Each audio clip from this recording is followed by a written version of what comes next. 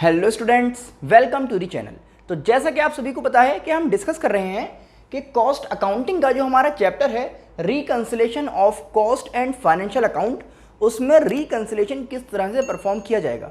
तो previous lecture में हमने मीनिंग देखा कि भाई रिकंसिलेशन का मीनिंग क्या है और रिकंसिलेशन की ज़रूरत क्यों पड़ती है, क्योंकि वहाँ पर क्या है, डिसएग्रीमेंट होता है प्रॉफिट्स में।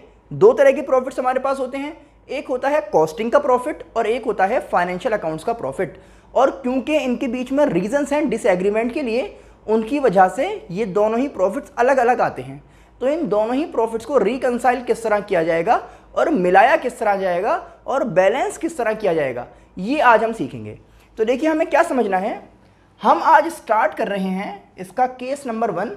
टोटल आपको 4 तरह के केसेस मिल सकते हैं। तो फर्स्ट केस क्या है कि आपको क्वेश्चन में गिवन हो profit as per cost account. तो अगर आपको क्वेश्चन में profit as per cost account given है तो इसमें आप क्या चीजें ऐड करेंगे और क्या चीजें इसमें से आप डिडक्ट करेंगे जो आपको मिल जाए profit as per financial account. क्या मिलेगा आपको?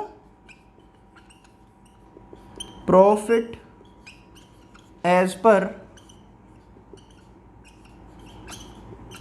Financial account. देखिए, क्योंकि हमें क्वेश्चन में profit as per cost account given है, तो एडजस्टमेंट करने के बाद जो फिगर आपको चाहिए वो क्या है, profit as per financial account. तो हमें यह पता लग जाएगा कि अगर कॉस्ट अकाउंटिंग का प्रॉफिट इतना है तो उसमें हम क्या एडजस्टमेंट करें जो हमें क्या मिल जाए, फाइनेंशियल अकाउंट का प्रॉफिट। अब एडजस्टमेंट करने का तरीका क्या है भाई? तो तरीका एडजस्टमेंट करने का बहुत ही सिंपल है। तो देखिए, दो चीज़ यहाँ पर हैं, एक आपके पास है हार्ड वर्क और एक आपके पास है स्मार्ट वर्क। हार्ड वर्क करने का तरीका क्या है कि बुक में आपको कुछ एलिमेंट्स गिवन हैं, कुछ आइटम्स गिवन हैं, वहाँ पर एक टेबल में लिखा हुआ है कि किन किन चीज़ों को आप ऐड करेंगे और किन किन चीज़ों को आप सब्ट्रैक्ट करेंगे। लेकिन कुल मिला के वो मेरे ख्याल से 15 से 20 आइटम हैं। तो इतनी मेहनत अगर आपको ना करनी हो तो क्या करेंगे समझिए। स्मार्ट वर्क के पास आ रहे हैं भाई। स्मार्ट वर्क क्या कह रहा है कि आपको रिलेशन देखना है 4 चीज़ों का। कौन सी 4 चीज़ें हैं भाई? पहला तो है एक्सपेंस। पहला क्या है? एक्सपेंस। दूसरा है इनकम। तीसरा है ओपनिंग स्टॉक और लास्ट है आपके पास क्लोजिंग स्टॉक। इन 4 चीज़ों के लिए आपको रिलेशन फाइंड करना है और इनको किस चीज़ से आपको रिलेट करना है, इनका रिलेशन आपको देखना है प्रॉफिट के साथ। इनका रिलेशन किसके साथ देखेंगे आप? प्रॉफिट के साथ। क्या कहा जा रहा है समझिए, ये कहा गया कि अगर प्रॉफिट किसी भी केस में इंक्रीज होगा, समझिएगा बात को, अगर प्रॉफिट आपका इंक्रीज होगा तो आप उस आइटम को, उस वैल्यू को डिडक्ट कर देंगे। प्रॉफिट के इंक्रीज होने से क्या करना है आपको? लेस करना है। और अगर प्रॉफिट आपका डिक्रीज होगा तो आप उस आइटम को, उस वैल्यू को क्या कर देंगे? ऐड कर देंगे। तो ये है ना ऐड और लेस। तो प्रॉफिट के साथ रिलेशन देखना है 4 चीज़ों का। बहुत ही आसान काम बता रहा हूँ ये, लेकिन कब अप्लाई करना है? जब हम केस 1 की बात कर रहे हैं, profit as per cost account जब आपको गिवन है और आपको कैलकुलेट क्या करना है, profit as per financial account. तो आप क्या करेंगे? प्रॉफिट बढ़ने पर लेस और प्रॉफिट के कम होने पर ऐड करेंगे। अब आ जाते हैं यहां पर, बताइए भाई, अगर एक्सपेंसेस इंक्रीज होते हैं, एक्सपेंसेस हमारे इंक्रीज हो जाते हैं, तो उससे प्रॉफिट पर क्या फर्क पड़ेगा भाई? जाहिर सी बात है, अगर खर्चा बढ़ेगा प्रॉफिट कम हो जाएगा, तो प्रॉफिट हो जाएगा कम। तो आप देखेंगे जैसे ही प्रॉफिट कम हुआ तो आप उस आइटम को ऐड कर लेंगे। तो एक्सपेंस बढ़ने से प्रॉफिट कम, आइटम क्या हो जाएगा? ऐड। अभी पूरा डिमॉन्स्ट्रेशन आपको दिया जाएगा, पहले ये चीज़ समझ लें आप, है ना। अगर इसी तरह से आपका एक्सपेंस कम होता है तो प्रॉफिट क्या होगा? बढ़ जाएगा। प्रॉफिट बढ़ने का मतलब होता है कि आपको ऐड करना है, प्रॉफिट बढ़ने का मतलब होता है आपको लेस करना है, ठीक है ना। आगे चल रहे हैं भाई। देखिए, इनकम, अगर इनकम आपकी इंक्रीज होगी तो प्रॉफिट भी क्या होगा भाई, जाहिर सी बात है प्रॉफिट भी क्या हो जाएगा, इंक्रीज हो जाएगा। और प्रॉफिट के इंक्रीज होने का मतलब है कि आपको क्या करना है, लेस करना है। फिर देखिए, अगर इनकम आपकी कम हो जाएगी तो प्रॉफिट भी जाहिर सी बात है कम हो जाएगा। तो प्रॉफिट कम हो जाएगा तो ऐड कर लीजिएगा। आगे चलते हैं भाई, ओपनिंग स्टॉक लिखा हुआ है ये। अगर आपका ओपनिंग स्टॉक इंक्रीज होगा, ओपनिंग स्टॉक अगर इंक्रीज होगा, क्लास 11th में चले जाइए, कौन से अकाउंट में, ट्रेडिंग अकाउंट में, तो वहाँ आप देखिएगा कि अगर आप ओपनिंग स्टॉक को बढ़ा देंगे ना तो प्रॉफिट के लिए कम जगह बचेगी। तो इसका मतलब प्रॉफिट जो है वो कम हो जाएगा। प्रॉफिट कम होने का मतलब आप उस आइटम को ऐड कर देंगे। अगर ओपनिंग स्टॉक कम होगा तो प्रॉफिट आपका इंक्रीज हो जाएगा। प्रॉफिट इंक्रीज करने का मतलब क्या है कि आप उसको डिडक्ट कर देंगे। फिर समझिए भाई, क्लोजिंग स्टॉक अगर इंक्रीज होगा तो क्लोजिंग स्टॉक जो है वो प्रॉफिट कहाँ होता है, डेबिट में, क्लोजिंग स्टॉक होता है क्रेडिट में। तो जब एक साइड बढ़ेगी तो दूसरी भी बढ़ जाएगी, है ना। तो क्लोजिंग स्टॉक बढ़ा तो प्रॉफिट भी बढ़ेगा। इंक्रीज का मतलब लेस करना है। और अगर क्लोजिंग स्टॉक कम हुआ तो प्रॉफिट भी आपका कम हो जाएगा। कम होने का मतलब आप उसको ऐड कर लेंगे। अब ये जो हम कह रहे हैं कि भाई ये चीज़ इंक्रीज हो रही है, ये चीज़ डिक्रीज हो रही है, तो किस सेंस में आपको समझना है कि कब कुछ चीज़ बढ़ेगी कब कुछ चीज़ घटेगी, ये और देख लेते हैं, है ना। तो देखिए, पहले हमारे पास ये एग्जाम्पल है, इसकी हेल्प से हम आपको समझाते हैं कि कब आप किसी आइटम को ऐड करेंगे और कब आप किसी आइटम को डिडक्ट करेंगे, ठीक है ना। उसके बाद प्रॉपर एक क्वेश्चन हम सॉल्व करेंगे। यहाँ पर आ जाइए, अभी हमने क्या सीखा है कि अगर प्रॉफिट आपका डिक्रीज होगा तो आपको ऐड करना है, और अगर प्रॉफिट आपका इंक्रीज होगा तब आपको लेस करना है। यही तो समझा आपने। अब आइए देखिए, हर चीज़ को किससे रिलेट करके देखेंगे, प्रॉफिट से। समझिए ज़रा, देखना किस तरह से ये बात हो रही है। अगर आप क्वेश्चन स्टार्ट कर रहे हैं profit as per cost account से, तो कॉस्ट अकाउंट को मैच करेंगे फाइनेंशियल से और देखेंगे कि कॉस्ट अकाउंट में कितना फ़र्क है। फाइनेंशियल वाला तो अपनी जगह फिक्स रहेगा, फाइनेंशियल वाला जो है ये अपनी जगह फिक्स है। हम ये देखेंगे कि हमारी जो फिगर है, कौन सी फिगर, कॉस्ट अकाउंट की, वो किसी के मुकाबले में ज़्यादा है या कम है। किसके मुकाबले में, किसके कंपैरिजन में, फाइनेंशियल अकाउंट के। समझिए ज़रा, तो हम क्या देख रहे हैं कि फाइनेंशियल अकाउंट के कंपैरिजन में हमारा जो कॉस्ट अकाउंटिंग का डेटा है वो ज़्यादा है या कम है। देखिए भाई, फाइनेंशियल अकाउंट में एक्सपेंसेस हैं 300 के और कॉस्ट अकाउंटिंग में एक्सपेंस कितने का है, 200 का। तो हम ये कहेंगे कि भाई एक्सपेंस जो है वो कम है। एक्सपेंस कितना है, कम। कॉस्ट अकाउंटिंग में देख रहे हैं ना कितना है, कम है। एक्सपेंस कम होने का मतलब है कि प्रॉफिट आपका इंक्रीज होगा, तो यहां पर प्रॉफिट इंक्रीज होता है। प्रॉफिट इंक्रीज होने का मतलब है लेस करना है। तो आप यहां पर पूरी बात लिखकर जो भी एक्सपेंस का नाम होगा क्या लिख देंगे कि भाई 100 रुपये। समझिएगा, 100 कहां से, इनका सिर्फ डिफरेंस लेना होता है। इनका क्या करना है, आपको डिफरेंस लिखना है। तो कितना डिफरेंस है, 100 रुपये का। और समझते हैं, यहां पर देखिए भाई, आप यहां से इधर कंपैरिजन कर रहे हैं। यहां पर कितना है एक्सपेंस, 400 का। यहां पर एक्सपेंस है 500 का। तो यहां पर एक्सपेंस आपका ज़्यादा हो गया। एक्सपेंस बढ़ गया तो प्रॉफिट आपका डिक्रीज हो जाएगा। प्रॉफिट अगर आपका डिक्रीज होता है तो आप उस कंडीशन में ऐड करते हैं। तो एक्सपेंस यहां पर क्या था, इंक्रीज हुआ था, तो प्रॉफिट हमारा डिक्रीज हो रहा है। कितना फ़र्क है इनमें, 100 रुपये का। तो यहां पर आप लिख देंगे 100, ठीक है ना। नेक्स्ट समझते हैं भाई, फिर हमारे पास है इनकम फाइनेंशियल अकाउंट की 800 है, कॉस्ट अकाउंट की 1000 है।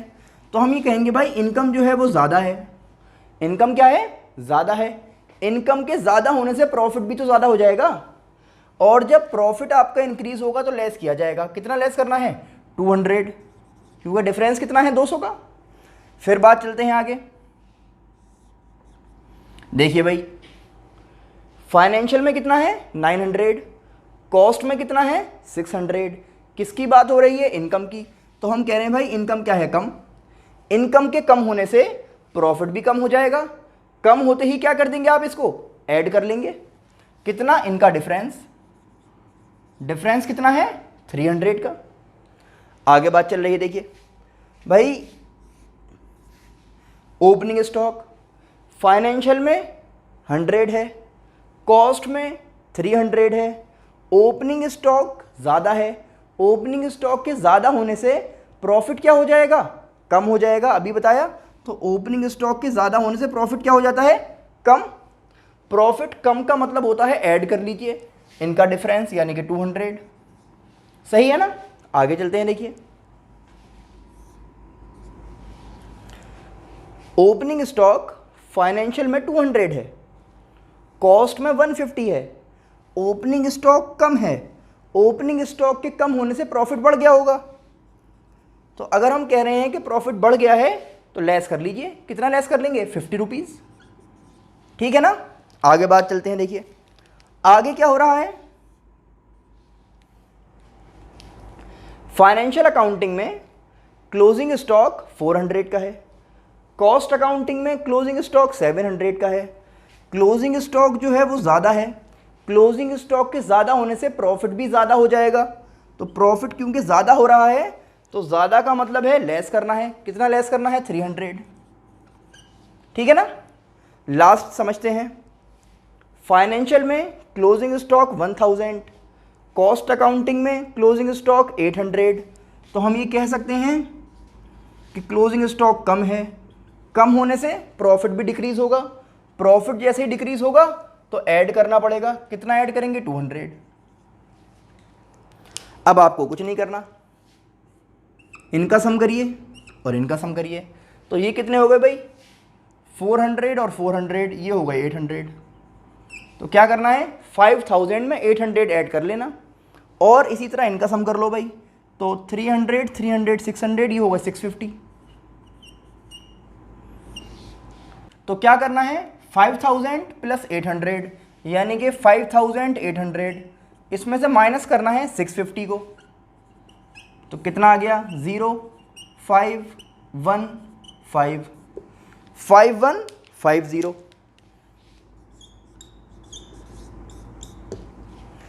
तो हम कह सकते हैं कि अगर हमारा profit as per cost accounting 5000 है और सारा एडजस्टमेंट हमने कर लिया, तो profit as per financial account कितना हुआ, 5150 का। तो ये तो एग्जाम्पल थी जिसमें हमने आपको ये समझाया कि डिफरेंट आइटम्स का किस तरह से ट्रीटमेंट आपको करना है कॉस्ट और फाइनेंशियल अकाउंट को देखते हुए, कि कब एक्सपेंस के इंक्रीज होने से प्रॉफिट पे क्या फ़र्क पड़ा, कब आपका इनकम के इंक्रीज होने से प्रॉफिट पे क्या फ़र्क पड़ा। इसी तरह से ओपनिंग स्टॉक और क्लोजिंग स्टॉक की बात करनी है। तो क्या समझा हमने, प्रॉफिट के कम होने पे तो आप ऐड करेंगे और प्रॉफिट के बढ़ने पर आपको लेस करना होगा। अब ये तो एग्जाम्पल हमने देख लिया, अब एक प्रॉपर क्वेश्चन समझ लेते हैं कि क्वेश्चन आपको किस तरह का मिल सकता है। तो चलिए क्वेश्चन और सॉल्व कर लेते हैं। इंशाल्लाह इस क्वेश्चन को सॉल्व करने के बाद आपको सभी चीज़ें बिल्कुल क्लियर हो जाएंगी कि हम किस तरह से कैलकुलेट करते हैं profit as per financial account, अगर आपको गिवन है profit as per cost account. बस आपको करना क्या है कि जिस पेज पर आपने अभी रिलेशन को नोट किया है वो पेज अपने सामने आप ओपन कर लें और उसकी हेल्प से हम बहुत ही आसानी से इस क्वेश्चन को सॉल्व कर पाएंगे। तो देखिए यहाँ पर जो हमें क्वेश्चन गिवन है, यहाँ पर हमारे पास दो फिगर्स हैं, एक है कॉस्ट अकाउंटिंग की फिगर और एक है फाइनेंशियल अकाउंटिंग की फिगर। यहाँ पर डेप्रिसिएशन है, ओपनिंग स्टॉक है, क्लोजिंग स्टॉक है, profit on sale of asset है। ये सिर्फ फाइनेंशियल अकाउंट में रिकॉर्ड किया गया है, कॉस्ट अकाउंटिंग में इसके बारे में कोई भी आपने रिकॉर्ड कुछ नहीं किया। डिविडेंड रिसीव्ड सिर्फ फाइनेंशियल नेचर का आइटम है, कॉस्ट अकाउंटिंग में आपने रिकॉर्ड नहीं किया हुआ। इम्प्यूटेड रेंट चार्ज्ड सिर्फ कॉस्ट अकाउंट में आपने इसको रिकॉर्ड किया है, लेकिन फाइनेंशियल अकाउंट में आपने इसको रिकॉर्ड नहीं किया। और लास्ट में दे रखा है प्रॉफिट। तो आप देख रहे हैं कॉस्ट अकाउंटिंग का प्रॉफिट अलग है और फाइनेंशियल अकाउंटिंग का प्रॉफिट बिल्कुल अलग है। तो हमसे कहा गया है कि आप इन फिगर्स को रिकंसाइल करके देखिए, बताइए कि ये जो डिफरेंसेस यहाँ पर दिख रहे हैं क्या इन्हीं की वजह से प्रॉफिट में डिफरेंस आया हुआ है या नहीं। तो हमने जो अभी पढ़ा है कि हम क्वेश्चन को स्टार्ट करेंगे profit as per cost account से, profit as per cost account से। तो इसका मतलब ये जो वैल्यू हमें गिवन है कॉस्ट अकाउंट का प्रॉफिट, यहां से हमें क्वेश्चन को स्टार्ट करना होगा। 27040 अच्छा एक बात समझिए ज़रा, ये तो फर्स्ट क्वेश्चन है, आज हम सिर्फ समझना चाह रहे हैं कि भाई किस तरह से डिफरेंट केसेस में आपको सॉल्यूशन करना है। तो यहाँ पर आपको दोनों प्रॉफिट गिवन है, तो जहाँ से आप चाहें वहाँ से स्टार्ट कर सकते हैं क्वेश्चन को। हमने क्योंकि केस 1 समझना है तो हम कहाँ से स्टार्ट कर रहे हैं, profit as per cost accounting से। अब जो हमारा आंसर आएगा वो इतना आना चाहिए, ठीक है ना भाई, क्योंकि फाइनेंशियल अकाउंटिंग का प्रॉफिट तो हमें पता है ना, तो समझ लीजिए आंसर हमारे सामने है। बस कुछ चीज़ों को ऐड करके और कुछ चीज़ों को सब्ट्रैक्ट करके आपको ये फिगर लेकर आनी है, ठीक है ना। चलिए समझिए, तो देख रहे हैं कि हमें क्या चीज़ें ऐड करनी है और क्या चीज़ें सब्ट्रैक्ट करनी है, समझते हैं भाई। देखिए यहाँ पर हमें गिवन है डेप्रिसिएशन। डेप्रिसिएशन क्या है, इसको एक्सपेंस मान सकते हैं। तो आपको मैंने क्या बताया था कि फाइनेंशियल की जो चीज़ें हैं वो तो फिक्स रहेंगी, उससे आपको कंपेयर करना है कॉस्ट अकाउंटिंग के डेटा को। तो किस तरह कंपेयर करेंगे समझिए। फाइनेंशियल अकाउंटिंग में डेप्रिसिएशन की वैल्यू है 105,200 और कॉस्ट अकाउंटिंग में कितना है 98,260। तो 6940 का इनके बीच में डिफरेंस है। तो आप देखेंगे यहां पर कितना डिफरेंस बताया गया है, 6940 का। अब आप ये बताइए, डेप्रिसिएशन कॉस्ट अकाउंटिंग में कम है, तो डेप्रिसिएशन क्या बताया मैंने, एक्सपेंस है। एक्सपेंस जब कम होगा तो प्रॉफिट क्या होगा, इंक्रीज हो जाएगा ना। और जैसे ही प्रॉफिट इंक्रीज हुआ तो क्या समझाया गया था कि आप उस आइटम को सब्ट्रैक्ट कर लीजिए। तो आप यहां पर लिखेंगे, देखिए कम है ना, तो कम के लिए क्या लिखा जाएगा, under charge of depreciation in cost accounts. Cost account में आपने डेप्रिसिएशन कम लिख लिया है। कितना कम है भाई, आपने 6940 कम लिखा है, 6940। तो ये वैल्यू आपने इस तरह से रिकॉर्ड कर ली। इसी तरह से भाई नेक्स्ट आइटम आप देखेंगे। नेक्स्ट क्या है समझिए, ओपनिंग स्टॉक। ओपनिंग स्टॉक आप देख पा रहे हैं कि कॉस्ट अकाउंटिंग में ज़्यादा है, फाइनेंशियल अकाउंटिंग में कम है। तो पहले डिफरेंस देखिए भाई, तो 255 माइनस 2751, तो ये आ रहा है 20100। कितना डिफरेंस आ रहा है, 20100। अब आप बताइए, ओपनिंग स्टॉक ज़्यादा है, ओपनिंग स्टॉक ज़्यादा है तो प्रॉफिट क्या हो जाएगा, कम हो जाएगा। वो टेबल आप देखते रहिए जिसमें आपने रिलेशन लिखा है। तो प्रॉफिट क्या हो गया, कम हो गया। कम का मतलब ऐड, तो आप ऐड करेंगे। क्या है देखिए, ज़्यादा है तो क्या लिखेंगे, over valuation of opening stock in cost accounting.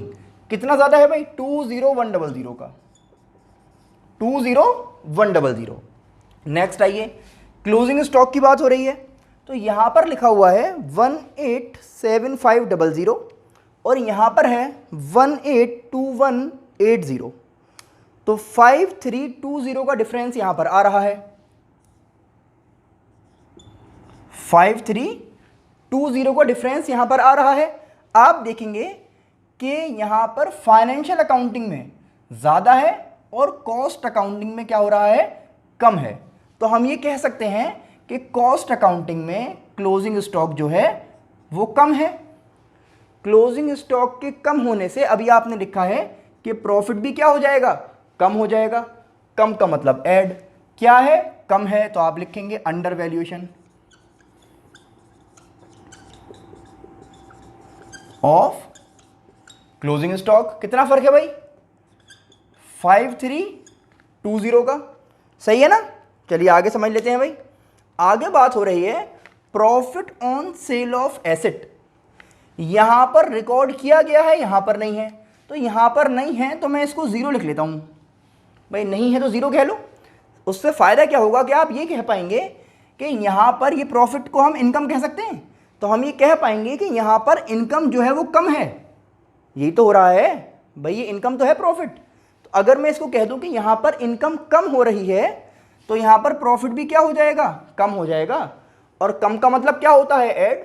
बहुत इजी है, ये जो ट्रिक आपको बताई जा रही है इंशाल्लाह इससे आप कोई भी क्वेश्चन बहुत आराम से सॉल्व कर लेंगे रिकंसिलेशन का। तो क्या हुआ भाई, profit on sale of asset कितना है 8500, माइनस करके देखेंगे पूरा 8500 आ जाएगा। डिविडेंड रिसीव्ड, यहां पर कुछ नहीं है, जीरो मान लेते हैं। तो डिविडेंड क्या है, इनकम है, इनकम जीरो, जीरो का मतलब कहेंगे इनकम कम है, तो प्रॉफिट भी क्या हो गया, कम, कम का मतलब ऐड। तो डिविडेंड रिसीव्ड कितना 26350, 26350। यहां पर आइए, इम्प्यूटेड रेंट चार्ज्ड, इस बार यहां पर कुछ नहीं है तो यहां पर जीरो मान लेते हैं। तो इम्प्यूटेड रेंट चार्ज, रेंट क्या है, एक्सपेंस है, तो यहां पर जीरो है, यहां पर कुछ ना कुछ लिखा हुआ है। तो क्या मैं इसको ये नहीं कह सकता कि भाई मेरे पास जो एक्सपेंस है वो बढ़ा दिया गया है, बिल्कुल यही हो रहा है। तो एक्सपेंस जब इंक्रीज हुआ तो प्रॉफिट क्या होगा, डिक्रीज हो जाएगा। प्रॉफिट कम होने का मतलब क्या है, ऐड करना है। क्या ऐड करना है, imputed rent charged in cost accounting, कितना 32500 का, सही है ना। अब बस देखिए बात बिल्कुल ख़त्म पे आ रही है, इनका सम कर लेते हैं। तो ये हो जाएगा 20100 plus 5320 plus 8500 plus 26350 plus 32500 which is equal to 92770।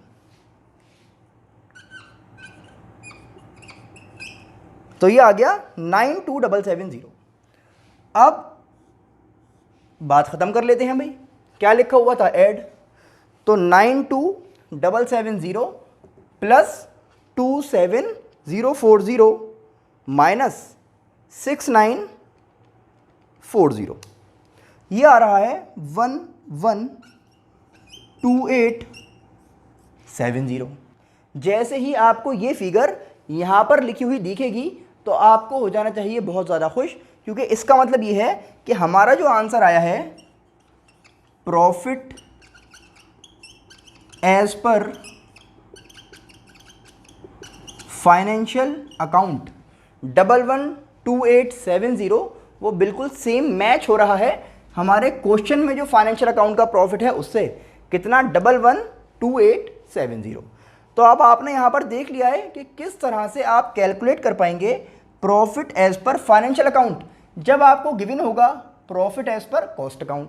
तो रिकंसिलिएशन का इससे बेहतर तरीका कोई नहीं हो सकता जो आज हमने आपको समझाया है, क्योंकि आपको पता है कि जब आप यहाँ पर आते हैं तो अच्छी से अच्छी ट्रिक और बेस्ट स्टडी मटेरियल ही आपको प्रोवाइड किया जाएगा। तो जितना अच्छा हो सकता है मैं कोशिश करता हूँ आपको आसान करके दे दूँ चीज़ को। वैसे ही चैप्टर करने में लोग बहुत घबराते हैं, लेकिन इंशाल्लाह अगर आप ये ट्रिक समझ लेंगे तो इससे आसान फिर आपके लिए कुछ नहीं है।